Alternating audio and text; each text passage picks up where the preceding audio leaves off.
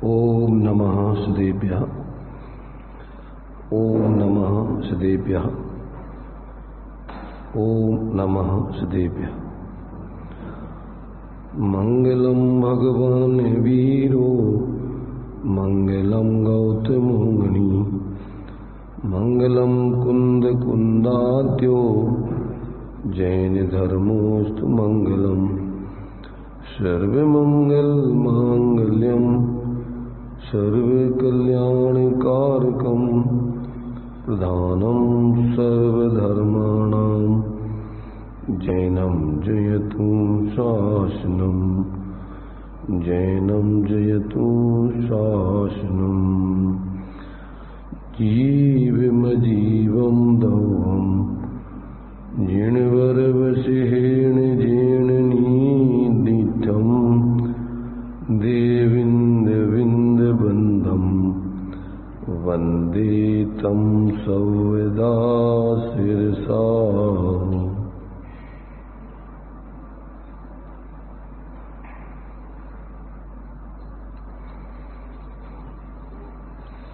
विषय अपना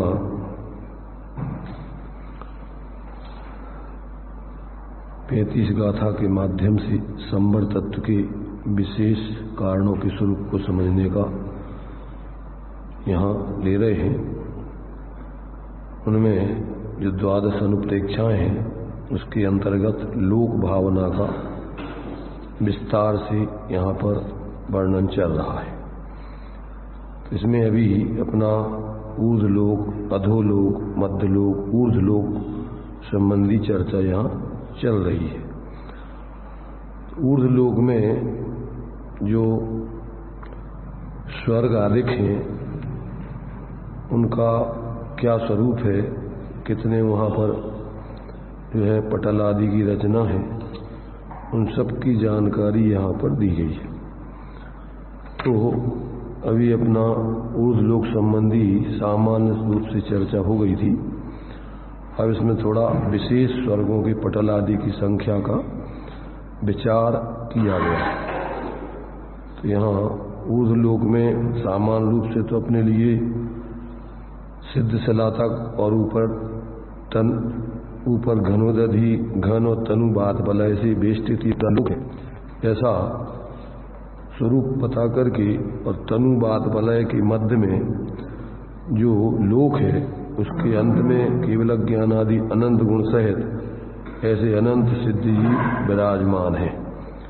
ऐसा सामान्य से बताकर अब स्वर्गों के पटल आदि की संख्या का यहाँ पर थोड़ा और खुलासा किया जा रहा है। जो अंतिम विमान है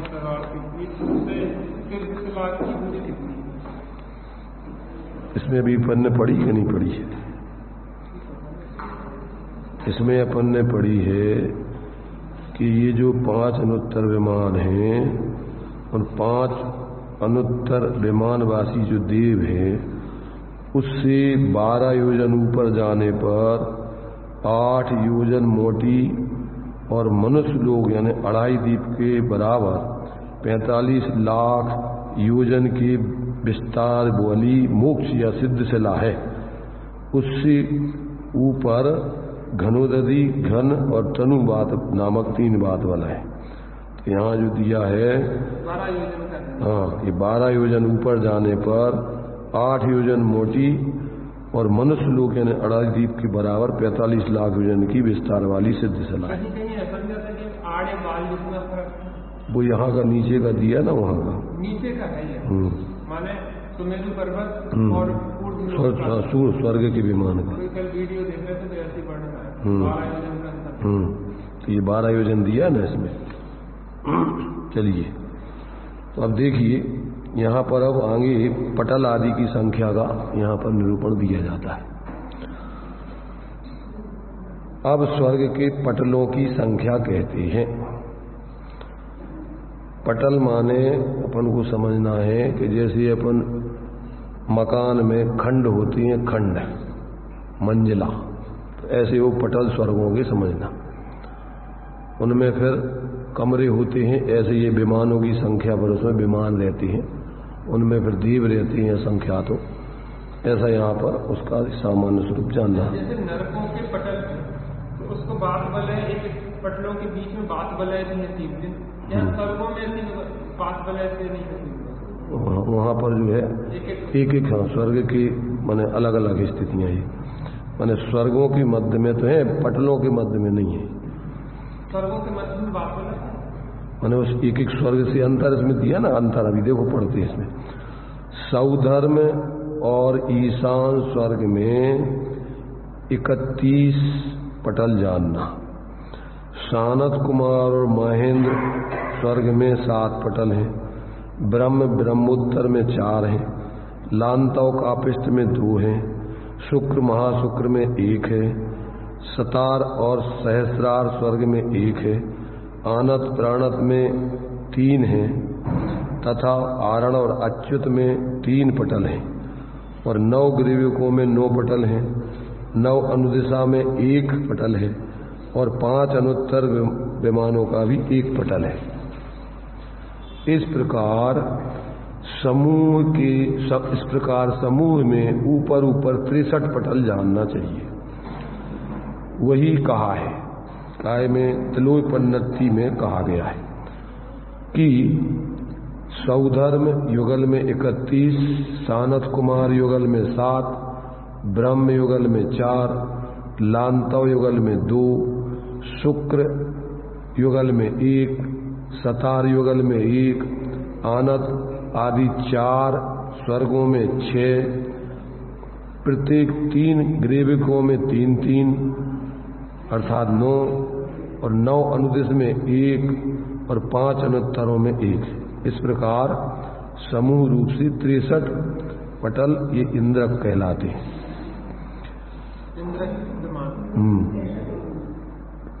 इसके पश्चात प्रथम पटल का आगे अब विशेष व्याख्यान किया जाता है। मेरु पर्वत की चूलिका के ऊपर मनुष्य क्षेत्र जितने विस्तार वाले ऋजु विमान की इंद्रक संज्ञा है। जो यहाँ पर प्रथम पटल है, उस प्रथम पटल में मेरु पर्वत की चूलिका के ऊपर मनुष्य क्षेत्र जितने बराबर 45 लाख योजन का ऋजु नामक इंद्रक विमान है। उसकी इंद्रक संज्ञा है। उसकी चारों दिशाओं में पंक्ति रूप से सर्वद्वीप और समुद्रों के ऊपर प्रत्येक दिशा में जो असंख्यात योजन विस्तार वाले 63 विमान हैं, उनकी श्रेणीबद्ध संज्ञा है। पंक्ति रहित पुष्पों की भांति चारों विदिशाओं में जो संख्यात असंख्यात योजन विस्तार वाले विमान हैं, उनकी प्रकीर्णक संज्ञा है। इस प्रकार समूह में प्रथम पटल का लक्षण जानना।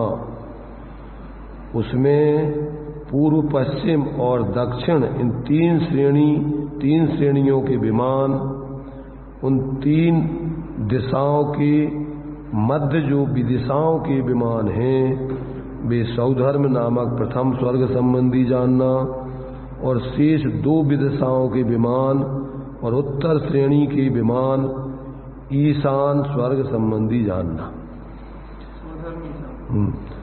जिन भगवान के द्वारा देखे गए अनुसार इस पटल से ऊपर संख्यात और असंख्यात योजन ऊपर जाने पर उसी क्रम से द्वितीय आदि पटल जानना। बीच में खाली जगह है, खाली आकाश है, बलय उन पटलों के बीच में बलय है और बाकी आकाश है फिर उधर खाली। तो इस प्रकार से जानना। अब विशेष यह है कि चारों श्रेणियों में प्रत्येक पटल में प्रत्येक दिशा में एक एक विमान कम होता है।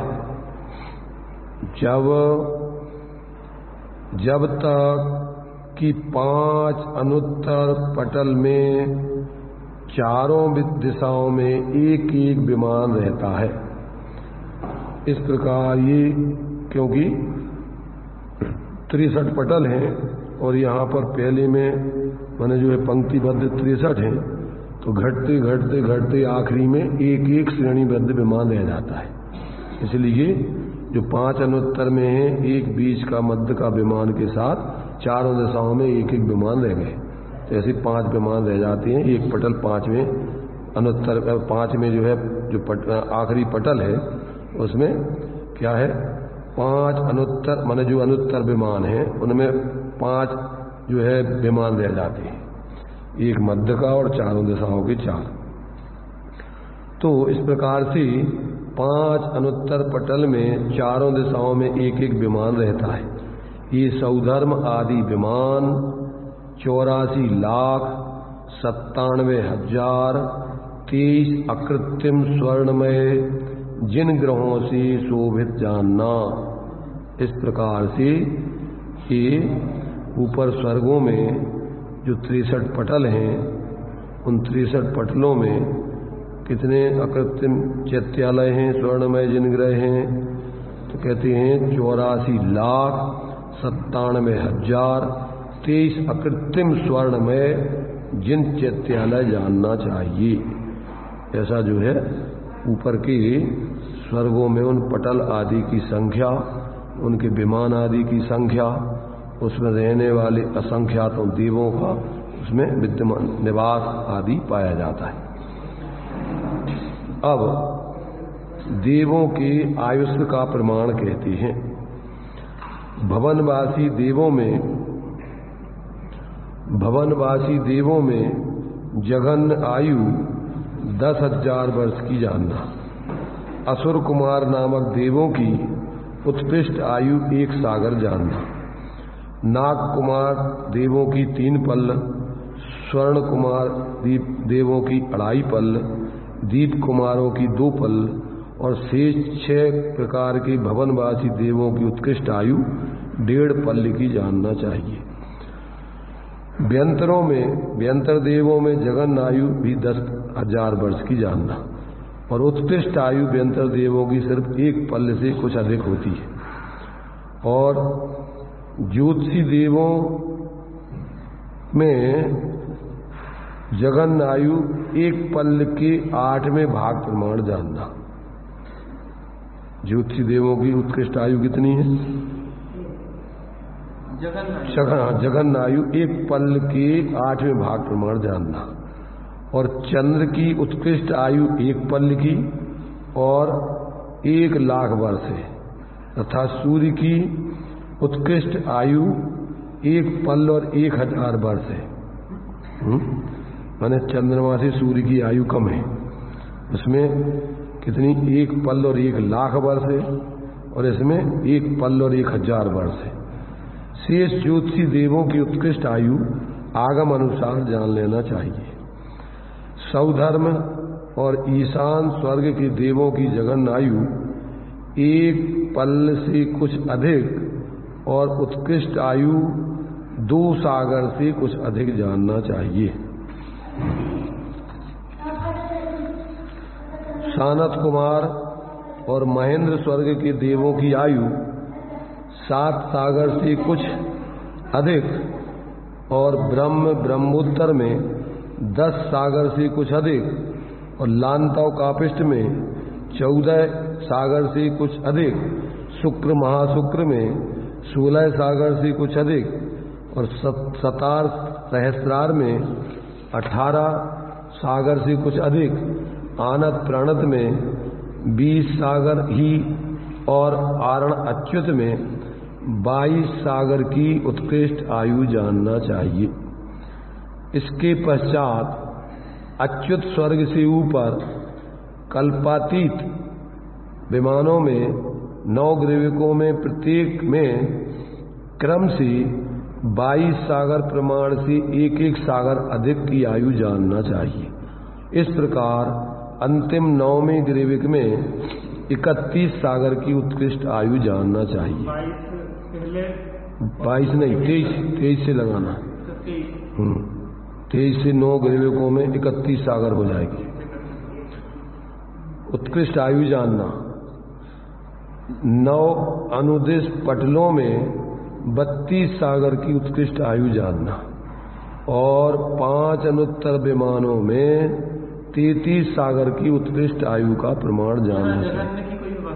कहाँ पर? 9 अनुदिश आगे बता रहा, देखो जगन्य की सौधर्म आदि स्वर्ग में जो उत्कृष्ट आयु बतलाई है वह आयु सर्वार्थ सिद्धि के अतिरिक्त ऊपर के स्वर्गों में जगन्य आयु जानना चाहिए। यानी सर्वार्थ सिद्धि में जगन्य आयु भी 33 सागर की है और उत्कृष्ट आयु भी 33 सागर की। बाकी के स्वर्गों में पहले के स्वर्ग की आयु जो उत्कृष्ट है, ऊपर के स्वर्ग की वही जगन्य आयु जानना।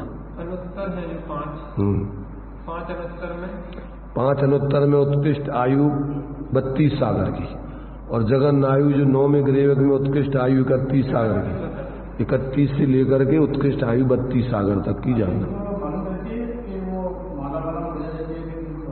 क्या आयु तो देखो वहां की जो व्यवस्था है, अपन को माला मुरझाना का मतलब ये है कि जैसे अपने शरीर है ना, बुढ़ापे में शरीर तो कैसे हो जाते, मुरझा जाते हैं, तो वो उनके अंदर जो माला जो है तो उसका प्रतीक है। जब उनकी आयु कितनी रह जाती है, 6 महीना शेष रह जाती है, तो उनकी माला मुरझाने लगती है। उससे पता पड़ता है कि अब आयु इनकी समाप्त होने वाली है। तो जो जीव सम्यक दृष्टि हैं वे तो वैराग्य आदि भावना भाते हुए वहाँ पर रहते हैं, इसलिए संक्लेशत आदि परिणाम नहीं करते। और जो मिथ्या दृष्टि देव होते हैं वे संक्लेशित परिणाम करते हैं, उस पुण्य के वैभव को छोड़ना नहीं चाहते, इसलिए वहाँ से मर करके एक इंद्रिय आदि दूसरे स्वर्ग तक के देव हो जाते हैं। ऊपर के देव फिर एक इंद्रिय आदि नहीं होते हैं, पर क्रम क्रम से ऊपर के स्वर्गों के देवों की कसाएं उतनी मंद होती हैं, इसलिए वो उनके जन्म लेने का जैसे नार की जीवों का होता है, तो आगे आगे ऊपर के जाने के बाद फिर वे संगी आदि जीव ही होते हैं, परंतु वे सामान्य रूप से संक्लेशित परिणाम आदि करके पैदा होते हैं, इसलिए वो ऐसे सामान्य मनुष्यंच आदि जीवों में पैदा होकर के यहाँ दुखी होते हैं, परेशान होते हैं। तो ऐसा जो है वो सम्यक दृष्टि मिथ्या दृष्टि मालाएं तो सबकी मुड़ जाएंगी। यहाँ पर भी सम्यक दृष्टि मिथ्या दृष्टि जीव सबको शरीर आदि शिथिल होंगे, बुढ़ापा आएगा, पर सम्यक दृष्टि उसमें भेद विज्ञान करके और इस शरीर में मूर्छित न होकर जागृत रह करके और सब संसार शरीर भोगों से विशेष वैराग्य धारण करके अंत में समाधि मरण करेगा। और मिथ्या दृष्टि जीव हाय वाय रहते हुए शरीर आदि में मूर्छित होकर संयोगों में और बाहर के इनमें मूर्छित होकर अपने परिणाम बिगाड़ करके संक्लेशित आदि होकर मरण करेंगे।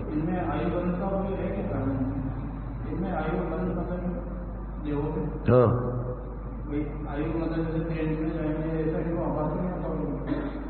नहीं उनके लिए आभास होगा, कुछ नहीं, मिथ्यात्व अवस्था है तो शरीर में मूर्छित होकर जैसे परिणाम करेंगे, जैसे वो तो आयु बढ़ने में अपने लिए जो कौन सी गति या आयु में जाएंगे तो उसके बतलाए परिणामों की स्थिति, ऐसे ऐसे परिणाम करेंगे अगर और ऐसे में आयु बनेगी तो त्रियंच में जाएंगे कि मनुष्य में जाएंगे, दो ही पर्याय में जा सकते हैं। देव मर करके मनुष्य या त्रियंच बनेंगे और नार की मर करके वे भी मनुष्य त्रियंच बनेंगे। देव मर करके देव और नार की नहीं बन सकते, नार की मर करके नार की और देव नहीं बन सकते। ये दो गति के जीव दो गति में ही जा सकते हैं। मनुष्य त्रियंच जीव चारों गति में जा सकते हैं और मनुष्य पंचम गति में भी जा सकता है।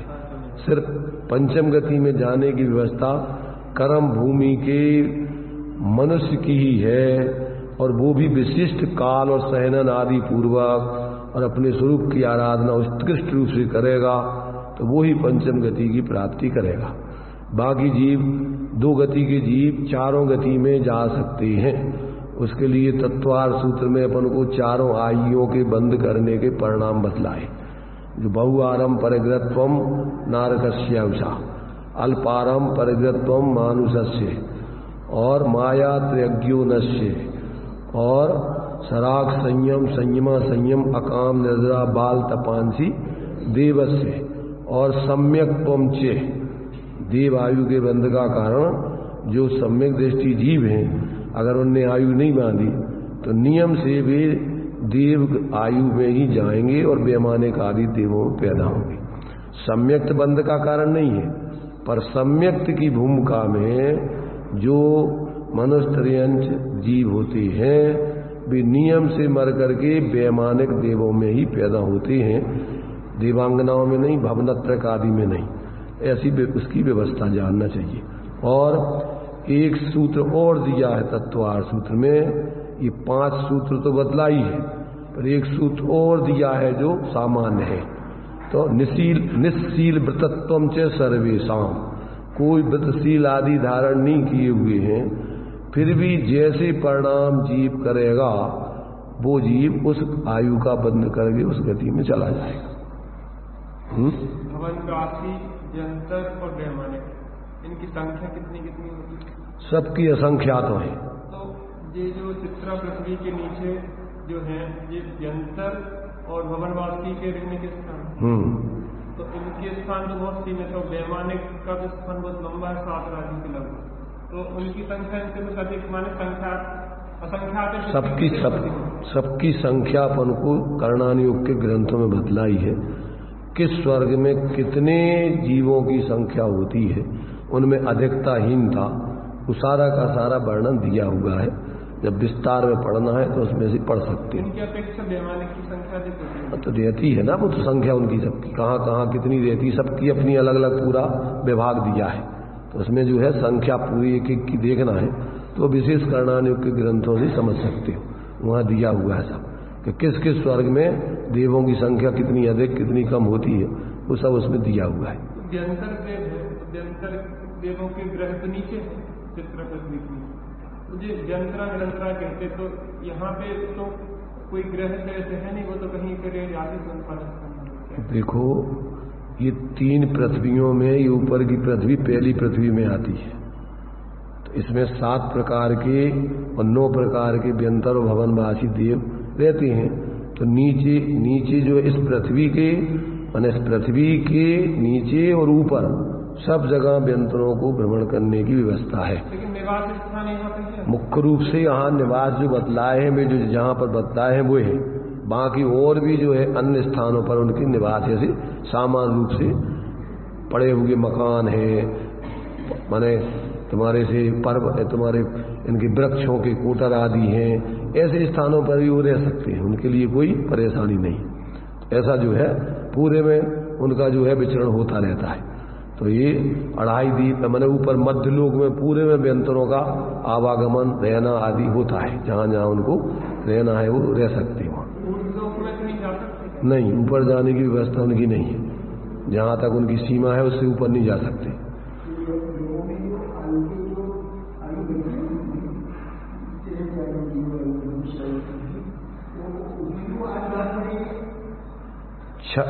कब पढ़ेंगे? 6 महीने जब उनके आयु के शेष रहते उसमें उनके पढ़ेंगे 8 त्रिभाग, और उनमें नहीं बंद होगा तो अंतिम त्रिभाग अंतिम आयु के अंतर बहुत पहले वो अचला वाली आयु मतलब आयु बंद के पहले मरण के पहले उनका सामान्य रूप से जो भाव होंगे वैसा आयु बंद करके भी उस आयु में चले जाएंगे। उनकी भी यही रहती है, जैसी भी देवों की रहती 6 महीने, ऐसे उनकी भी जब 6 महीने शेष रहते हैं तो उनकी भी जो है 8 त्रिभाग जिस प्रकार के परिणाम उनके वैसे रहेंगे, उनके अंतिम 8 त्रिभाग में अथवा अंतिम समय में उनके जैसे परिणाम होंगे वैसे आयु बंद करके। त्रियंचों में क्या रहेगी? त्रियंचों की तो जो रहती है वो रहती है सामान्य मनुष्यों जैसी। कर्म भूमि की त्रियंचों की अलग है, भोग भूमि के त्रियंच देवों की मनुष्यों की आयु वो इसी देव इन्हीं जैसी है, 9 महीने अथवा 6 महीने, ऐसा 2 उसमें ना वो आते हैं। तो उनकी जो है आयु के उसमें, और उनका तो नियम है, भोग भूमि के मनुष्य त्रियंच मरकर के नियम से देव ही बनती, मिथ्या दृष्टि भवनत्रक में और सम्यक दृष्टि पहले दूसरे स्वर्ग में, इससे आगे उनकी कोई व्यवस्था नहीं।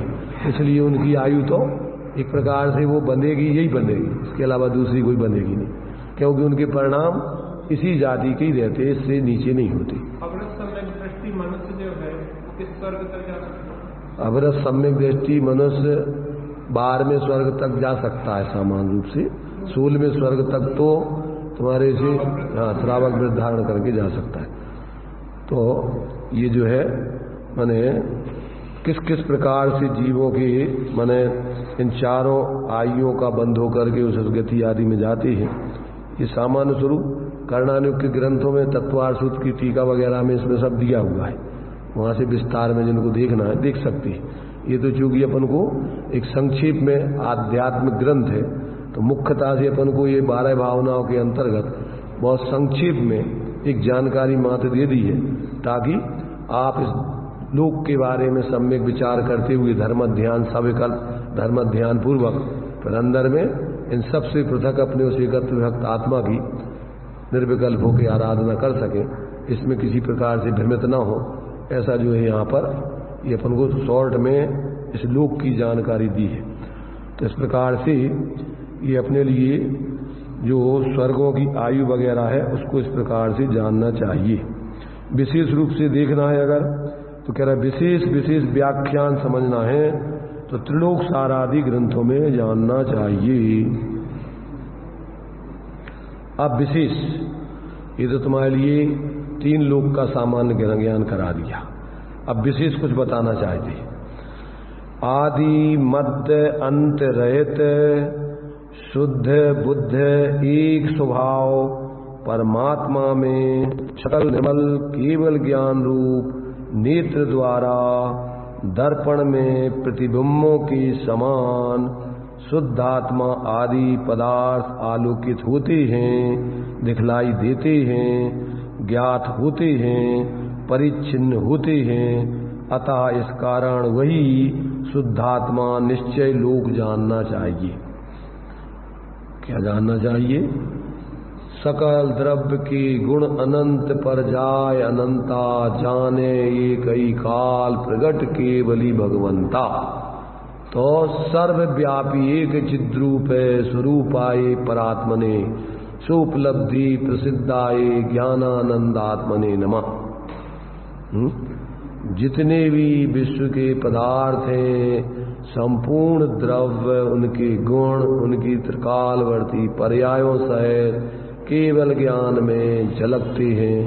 इसलिए निश्चय से विचार किया जाए तो वो ही लोक है। कहाँ है वो लोक? अपने केवल ज्ञान में वो तीनों लोक सब चराचर सब पदार्थ झलकते हैं। इसलिए केवल ज्ञान को सर्वव्यापी कहा जाता है। सर्वव्यापी एक चिद्रूप है, फिर भी अपने वो चैतन्य स्वरूप ही रहते हैं निश्चय से। सर्व लोक में चले नहीं जाते, पर सारा लोक उनके ज्ञान में झलकता है। इससे निश्चय से वही लोक है आत्मा के लिए, उसी में सब कुछ दिखाई दे रहा है। और फिर भी सर्वव्यापी एक, फिर भी अपने चैतन्य स्वरूप पने से रहते हैं वो, कोई वो परलोक रूप नहीं हो जाते। व्यवहार से वो सब पूरा सब कुछ उनके ज्ञान में झलकता है, परंतु फिर भी वो अपने चैतन्य स्वरूप आत्मा रूप रहते हैं और अपने आनंद को ही भोगते हैं। सकल ज्ञायक तदपि निजानंद रसलीन, सो जनेन्द्र जयवंत नित अरिरज रहस विहीन। तो ये कहती हैं ऐसा निश्चय से वो अपना माने सकल पदार्थों को झलकता हुआ ऐसा चेतन लोक ही है। अथवा उस निश्चय लोक नामक अपने शुद्ध परमात्मा में अवलोकन वह निश्चय लोक है, ऐसा जानना चाहिए। माने ऐसे निश्चय से अपने उस चेतन स्वरूप आत्मा को जानना ही वास्तव में निश्चय लोक है। अब आगे षण्णाओ या तिल्लेसा इंद्रिय वसदाय अत्तरुद्धानी नाणम च दुप्प उत्तम मोह पावपदा होंती। पंचास्तिकाय गाथा 140 दी है। इसमें क्या दे रही है?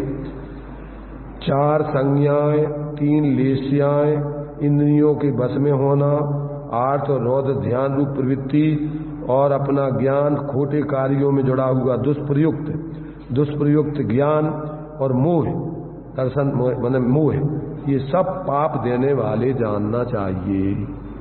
इतनी चीजें क्या है ये सब पाप रूप है। कौन कौन सी?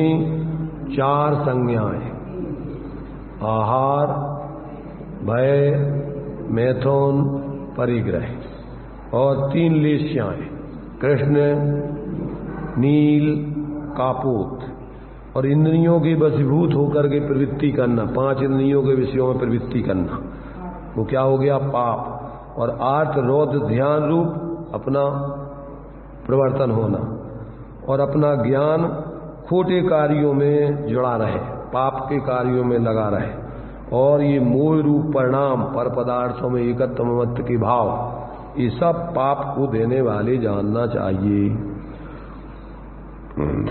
इस गाथा में कथित ऐसे जो पाप रूप भाव है, ऐसे विभाव परिणामों से को परिणाम से प्रारंभ करके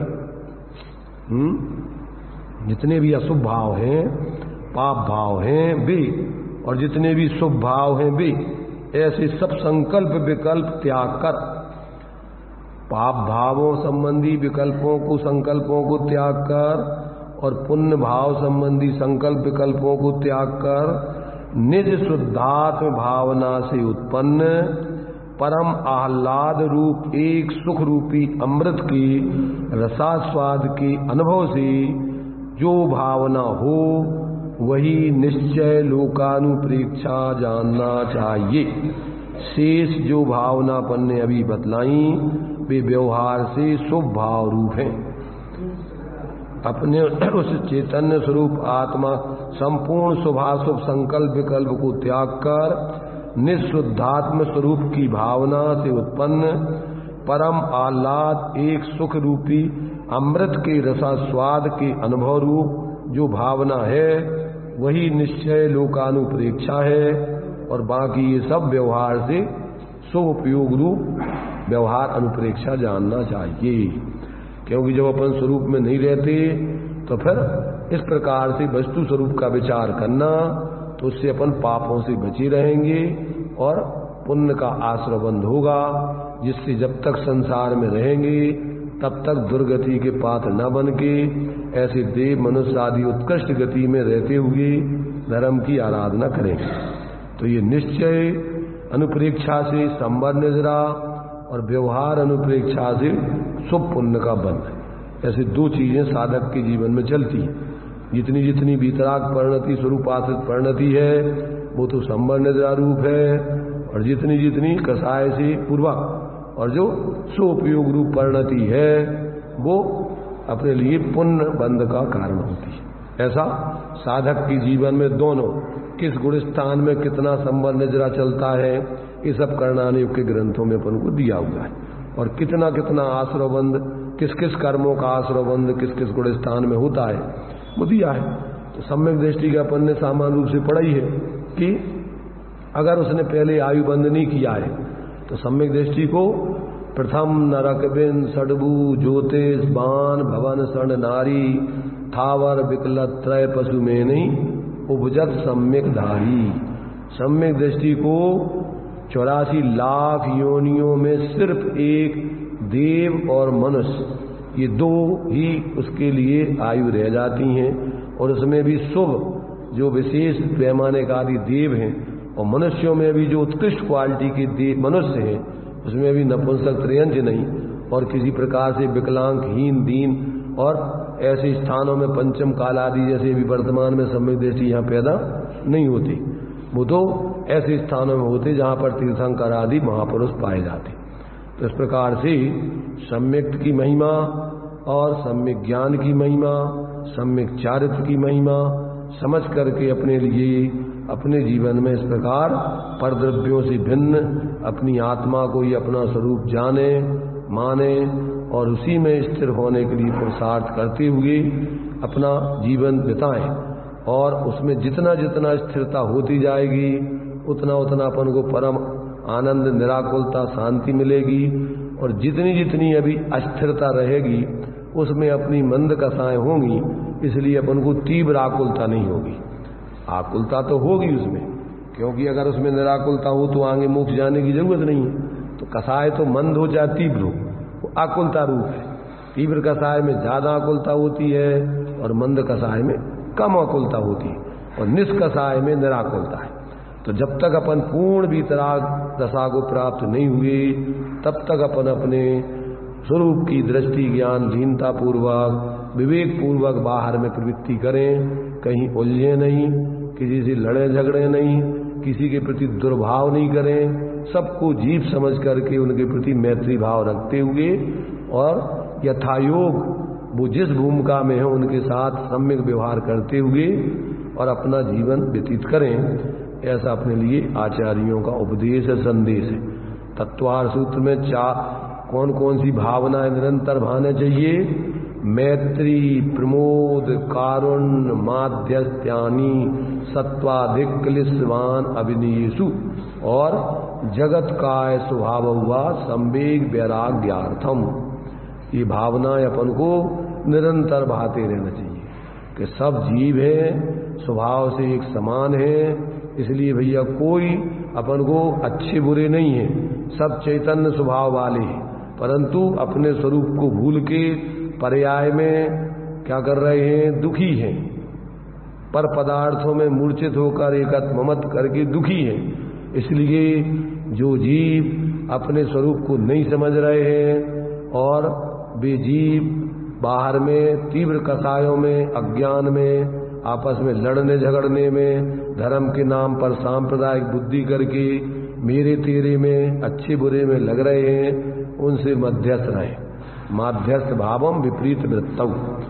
और जो जीव माने धर्म की आराधना कर रहे हो अथवा धर्म की आराधना नहीं भी कर रहे हैं, फिर भी उनके पाप का उदय है, तो उनके प्रति करुणा भाव, दया का भाव रखकर यथायोग उनका संयोग आदि करके और उनके प्रति भी अपन को अच्छे भाव रखना। और जो धर्म के मार्ग में विशेष लगे हुए हैं, अपन से आगे हैं, तो उनके प्रति विशेष बहुमान आदि का गुणी जनों को देख हृदय में मेरे प्रेम उमड़ आवे, बने जहां तक उनकी सेवा करके।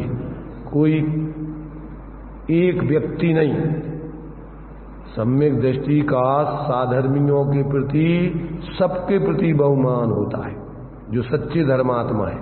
इसलिए उसको किसी व्यक्ति विशेष के प्रति मोह नहीं होता है। धर्मी सो गौ बच्चे प्रीत सब, तो कौन से धर्मी? सभी धर्मियों के प्रति यथायोग। ऐसा जो अपन सम्यक प्रकार से जीवन जिएंगे तो अपना जीवन क्रम से उत्तरोत्तर उत्कर्ष की ओर जाएगा, वीतराग विज्ञानता की ओर जाएगा, क्रम क्रम से गुण स्थान बढ़ते हुए और अपनी आत्मा पवित्रता की ओर जाएगी और एक दिन पूर्ण स्वास्थ्य को धारण करके अरहंत सिद्ध दशा प्राप्त करके पूर्ण सुखी हो जाएगी। तो इस प्रकार से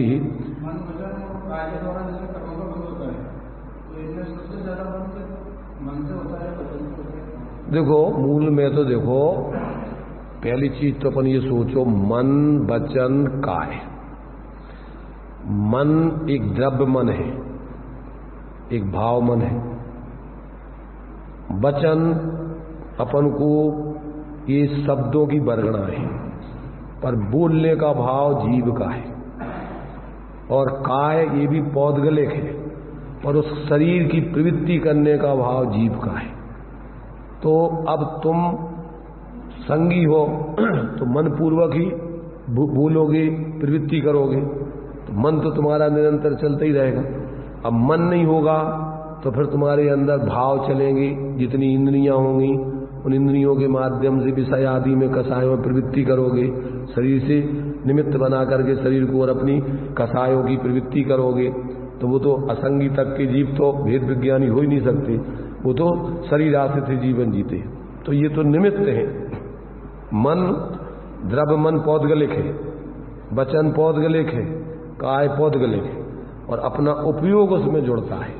तो अब जिस अभिप्राय से आप सोचोगे, जिस अभिप्राय से बोलोगे, जिस अभिप्राय से आप शरीर से क्रिया करोगे, उससे आपको आश्रय बंध होगा। तो ये जो जितना भी आपका अगर सम्यक प्रकार से वेद विज्ञान है तो आप गलत सोचोगे नहीं, गलत बोलोगे नहीं, गलत प्रवृत्ति करोगे नहीं, जो भी करोगे वो सब स्वपर हित में करोगे। इसलिए उसमें आपको पाप का ऐसा आश्रय नहीं होता जिसमें दुर्गति में जाओ। परंतु अज्ञान दशा में अपने कसायों का पोषण अज्ञानी भी जीव क्या करता है, ज्यादातर पद, पैसा, प्रतिष्ठा, प्रशंसा, प्रसिद्धि, प्रदर्शन, प्रतिस्पर्धा इनमें लगा रहता है। बाहर में अपने स्वरूप को, मूल स्वरूप तो जानता नहीं है, इनमें वो अपनी क्या समझता है, महत्ता समझता है। इनके निमित्त उसके लिए जो कुछ करना पड़े वो कार्य करता रहता है, उससे वो निरंतर मिथ्यात्पूर्वक आश्रय बंद करता रहता है। इसलिए अपन को पहले तो तत्व ज्ञान करके अपन को यथार्थता में समझना चाहिए कि अपनी आत्मा को छोड़ के इस दुनिया में अपना कोई नहीं है, और अपनी आत्मा का हित अहित हम अपने भावों से कर सकते हैं, दूसरा अपना कुछ हित अहित नहीं कर सकता है। अपना अहित अपन अपने मिथ्या दर्श ऐसे मिथ्या ज्ञान चरण बस भ्रमत भरत, अपने मिथ्या दर्शन, मिथ्या ज्ञान, मिथ्या चारित्र रूप भाव अपने लिए दुख के कारण है, और अपने लिए सम्यक दर्शन ज्ञान चारित्र के भाव सुख के कारण है। तो वे भाव स्वाश्रय से होते हैं, वे मन वचन काय के अवलंबन से तो कर्म होता है और आत्मा के अवलंबन से धर्म होता है। जो अपन बोल रहे परद्रव्यंते भिन्न, आप में रुचि, आपका ज्ञान, आपकी लीनता, तो अपना धर्म तो होना है इन मन वचन काय से हट के अपनी जो आत्मा है उस आत्मा की दृष्टि, ज्ञान और स्थिरता से। तो जितना जितना अपन अपने स्वरूप में स्थिर होंगे उतना उतना धर्म, और जितना जितना भी पूर्ण स्थिर नहीं होंगे तो सोचेंगे तो सम्यक सोचेंगे, बोलेंगे तो कैसा बोलेंगे, हित मित प्रिय, दूसरों के लिए हितकारी हो। भले ही अपन गुस्से में बोल रहे हैं परंतु सामने वाले व्यक्ति को समझाने के लिए, हित के लिए, जैसे मान लो बच्चा नहीं मानता है, कभी डांटते भी है, फटकारते भी है, पर मोह से नहीं, उसके हित के लिए। तो जो सम्यक दृष्टि होती है उनका क्रोध भी होता है, मान भी होता है, मायाचारी भी करना पड़ती है, लोभ भी करते हैं, पर काय के लिए, अपना कोई लौकिक प्रयोजन साधने के लिए नहीं, स्वपर हित के लिए करते हैं। जरूरत पड़ जाने पर उनको, जैसे मान लीजिए अकलंक देव निकलंक देव को शास्त्र संस्कृत आदि का अध्ययन करना था, कोई विद्यालय नहीं थे, तो उनको झूठ बोल के मायाचारी करके पढ़ना पड़ा, पर किसी को ठगने के लिए नहीं, धर्म के उत्थान के लिए, कल्याण के लिए। तो उनको कभी ऐसा भी करना पड़ता है। अब समुद्रभद्र स्वामी को भस्मक व्याधि रोग हो गया, तो उनको नकली बीज धारण करके उस रोग की बीमारी के निदान करने के लिए उनको इस प्रकार से मायाचारी आदि भी करना पड़ी, पर ठगने के लिए नहीं, स्वपर हित के लिए। जैसे बीमारी दूर हुई और उस सबको छोड़ छाड़ के और फिर दीक्षा लेके सबके कल्याण के मार्ग में लग गए। तो कदाचित बाहर में परिस्थिति आ जाने पर ऐसा भी करना पड़ता है। और लोग में जैसे अब डांटते हैं, माने गुरु शिष्य को भी डांटते हैं, तो अब अभिप्राय कोई अपने को बड़ा बताना नहीं, दूसरे का हित हो, ये समझ नहीं रहे। तो इस प्रकार से अभी जब तक उनकी अभी पूर्ण वितराग दशा नहीं हुई, तो अभी उनकी कौन कौन सी कसाएं अभी संजलंजन होगी, क्रोध भी होगा, मान भी होगा, माया भी होगी, लोभ भी होगा, हास भी, रति भी, अरति भी, ये सब चलेंगे, परंतु वो हित माने उसका सम्यक ज्ञान पूर्वक सदुपयोग करेंगे, उसका दुरुपयोग नहीं करेंगे, वो स्वपर अहित में उसको नहीं लगाएंगे। इसलिए 7 चीजों का सदुपयोग करते हैं सम्यक दृष्टि। कौन कौन सी? तन का, मन का, धन का, वचन का, ज्ञान का, कसाय का और 5 इंद्रियों के विषयों का, इन सब का सदुपयोग करेंगे, दुरुपयोग नहीं करेंगे। तो ये जो है ये अपने अभिप्राय के ऊपर रहता है, उससे बाहर से अपन मूल्यांकन नहीं कर सकते कि तुम क्या कर रहे हैं। क्यों? कि वो तो अंदर में किस अभिप्राय से, जैसे मान लीजिए नगर पालिका के लोग कभी कभी क्या करते हैं, जानवरों को, आवारा कुत्ते होते हैं, उनको मारने के लिए मिठाइयों में जहर मिला करके खिला देते हैं। अब किसी को पता पड़ जाए कि भैया ये जहर खिलाने की, तो वे तो उनको, अपन को तो बाहर में दिख रहा है, उनको पुचकार करके लड्डू खिला रहे हैं, अपन को दिख रहा है कि ये तो बहुत अच्छा आदमी है, और अंदर में अब तुम्हें बाहर में दिख रहा है वो बड़े प्रेम से पुचकार करके खिला, और एक व्यक्ति उसको पता पड़ा और उसको उठा के लाठी मार के भगा रहा है, लाठी मार रहा है, भाग रहा है, काई काई कर रहा है, और तुम देखोगे ये बड़ा दुष्ट आदमी है। कौन दुष्ट है, कौन दयालु है? तो बाहर से आप पहचान नहीं कर सकते हो उसके अंदर अभिप्राय में कौन व्यक्ति किस अभिप्राय से क्या काम कर रहा है। ये जब तक नहीं समझोगी तब तक अपन किसी व्यक्ति का बाहर से मूल्यांकन नहीं कर सकते कि व्यक्ति पाप कर रहा है कि पुण्य कर रहा है कि धर्म कर रहा है, क्या कर रहा है। तो ये जो है ये व्यक्ति के अंदर निर्भर है कि कौन से अभिप्राय से, किस भाव से कौन सा काम कर रहे तुम। सूकर और शेर दोनों लड़ रहे हैं, बाहर में युद्ध तो दोनों घमासान कर रहे हैं, पर अंदर का अभिप्राय और भावना दोनों की बहुत अंतर है। तो बाहर में देखेंगे अगर कोई सामान तो देखो ये व्यक्ति का कितना आपस में कितना मर रहा है, खूंखार कर आपस में युद्ध कर रहे हैं। तो अब युद्ध तो कर रहे हैं, क्रिया तो युद्ध की हो रही, पर भाव दोनों के अलग अलग चल रहे हैं। तो काय का फल मिलेगा? क्रिया का नहीं, अंदर में जो भाव चल रहे हैं। तो एक मर करके स्वर्ग जाएगा और एक मर के नरक जाएगा, क्योंकि एक का भाव अभिप्राय अच्छा है। ऐसे युद्ध भी करना पड़ते हैं। अभी गृहस्थ अवस्था में दिया 4 प्रकार की हिंसा बतलाई, तो उसमें संकल्पी, उद्योगी, विरोधी, आरंभी, संकल्पी, उद्योगी, विरोधी, आरंभी, 4 प्रकार की हिंसा होती। सम्यक दृष्टि जीव संकल्पी हिंसा नहीं करता, परंतु गृहस्थ अवस्था में आरंभ, धंधा पानी, नौकरी ये सब करना पड़ेंगे तो इसमें हिंसा तो होगी, तो आरंभी हिंसा कहलाती है। उद्योगी व्यापार आदि करेंगे उनमें भी हिंसा होती, आरंभ उद्योगी। विरोधी, अगर कोई अपना घर, मकान, परिवार, कुटुंब, धर्म आदि के ऊपर आक्रमण कर रहा है या किसी प्रकार से सता रहा है, तो अब उसको विरोध तो करना पड़ेगा। अभी उस भूमिका में हो कि अभी तुम इतने साधु जैसे उपसर्ग सहन करके अपनी आत्म ध्यान करके और कोई भी परिणाम नहीं बिगड़े, तो अब वो स्थिति में नहीं हो, तो उस भूमिका में आप क्या करोगे?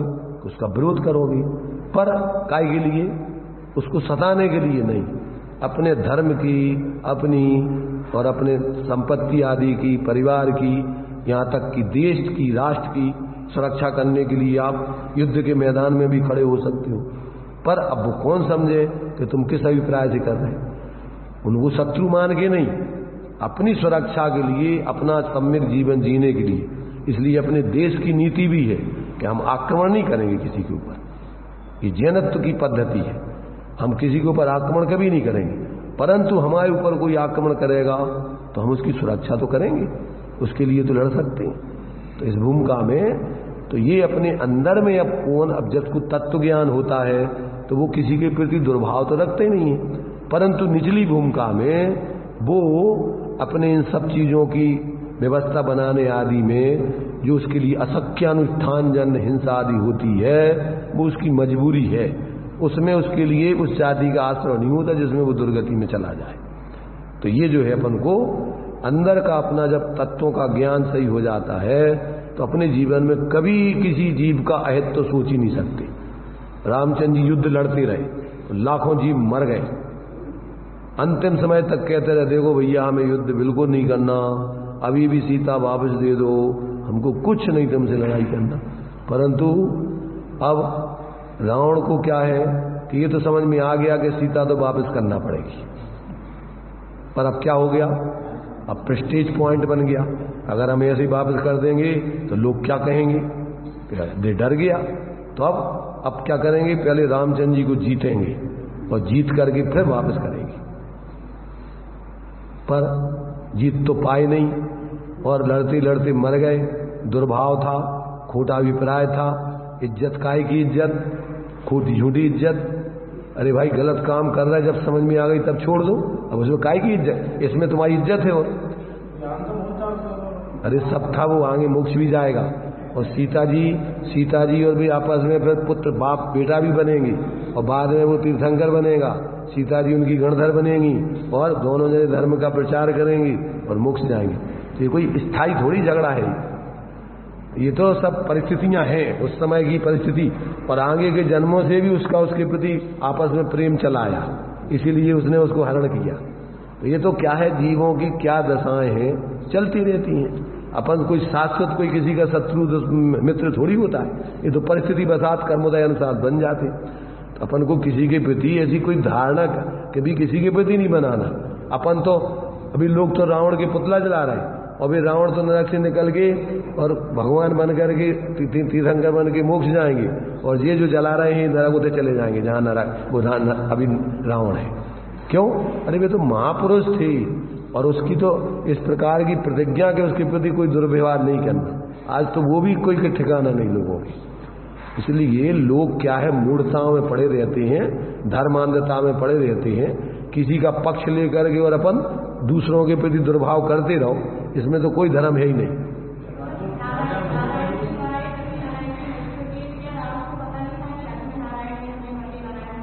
सब पता है, राम क्या चक्रवर्तियों को पता नहीं है कि भैया हमें मोक्ष जाना है, तो काय कुछ सेकंड, पर उसकी उस समय ऐसी परिस्थिति होती है, ऐसा उदय जो है कर्मों का उसकी प्रवृत्ति किए बिना उनके लिए उससे निपटारा नहीं है। इसलिए भेद विज्ञान पूर्वक सब। अब वो तो चूंकि मिथ्या दशा में था, इसलिए उसको तो अभी तीव्र कसाय से मिथ्या पूर्वक उसमें इसी प्रकार का कर्तृत्व बुद्धि का भाव था। तो ये जो है वो तो निदान बंद पूर्वक माने जो है पाते हैं नारायण प्रति नारायणपन, और उनका तो नियम से नियोग ही है वो कि उनको तो आपस में लड़कर झगड़ करके नरक में ही जाना पड़ेगा।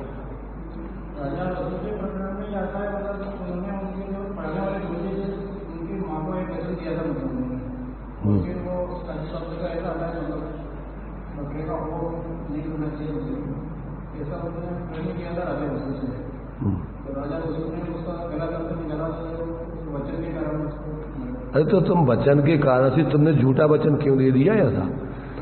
भाई तुम गलत असत्य बोलने का वचन थोड़ी दिया था, ये वचन दिया था कि हम तुम्हारे लिए कोई भी माने तुम्हारी एक बात जो तुम कहोगे तो सही बात होगी वो माने कि झूठी बात ही मान ले।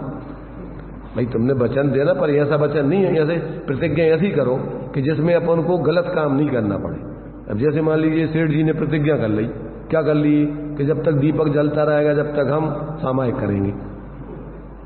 अरे भाई दीपक कब तक जलता रहेगा?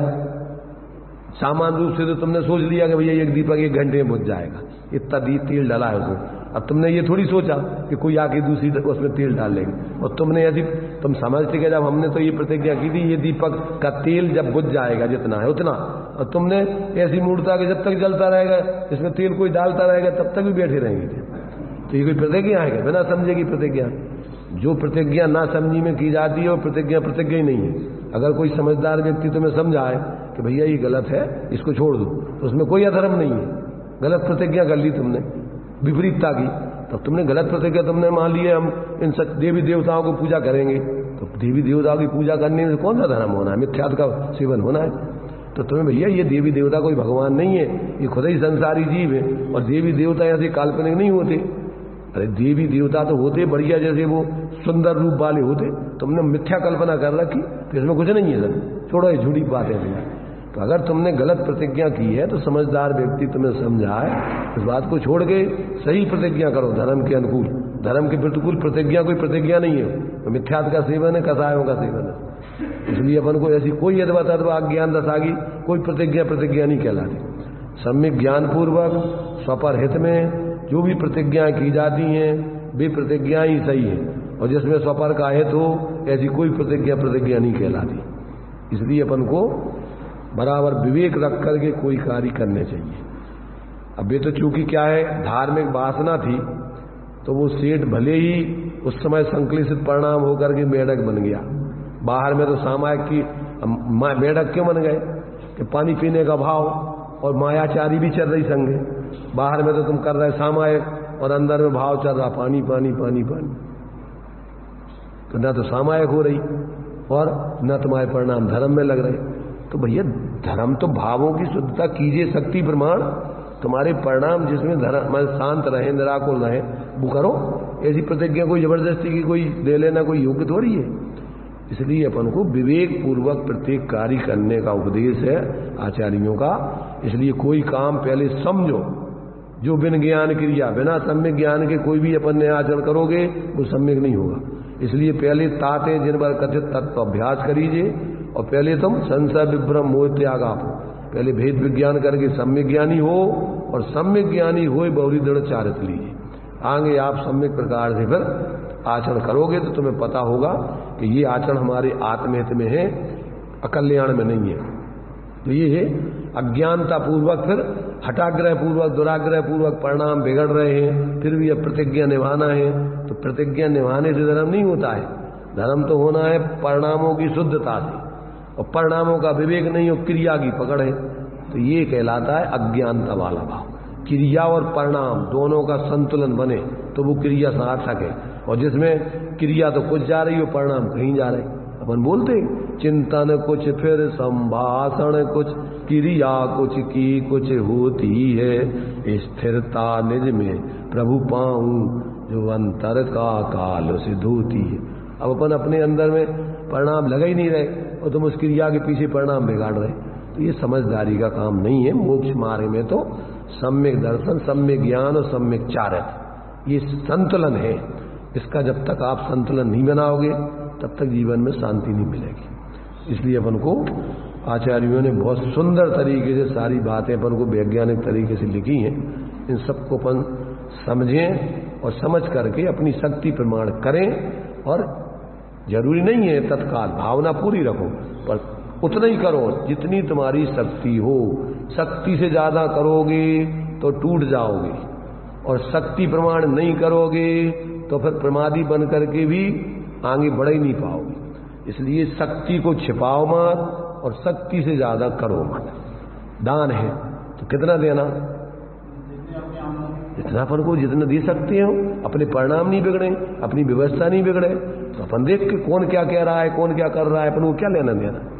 इसलिए अपन को सब चीजें बराबर विवेक पूर्वक अपनी सामर्थ्य अनुसार और स्वपर हित में ये सब करने चाहिए। किसी प्रकार की देखा देखी, किसी के भय से या किसी प्रकार मूढ़ता से या सांप्रदायिक बुद्धि से अपन को कोई काम नहीं करने चाहिए। तो ये अपन को सभी बातें बहुत ही संतुलित तरीके से वैज्ञानिक आचार्यों ने एक एक बातें लिखी हैं, और अपन शांति से इनको पढ़ो समझो तो कजू खेजताने का काम है नहीं। इस प्रकार से ये संक्षेप में आपकी लोकानुप्रेक्षा का स्वरूप समाप्त हो गया। अब आगे जो है बोधि दुर्लभ और धर्म भावना आगे क्रम से देखेंगे।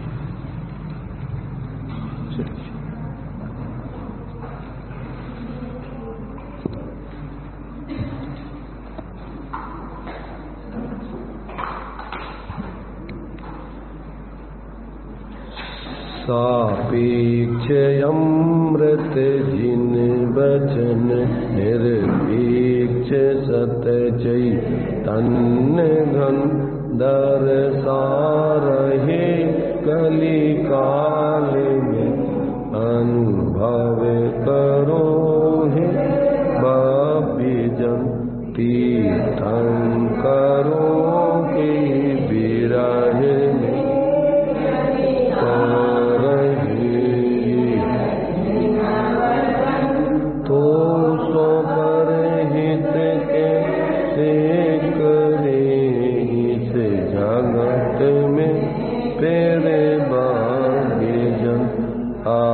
ज्ञान बस भ्रमति रहे पशुभत सदा ही दुख सहे धन धन बेजीव जो जिन वचन सुन निहित करें।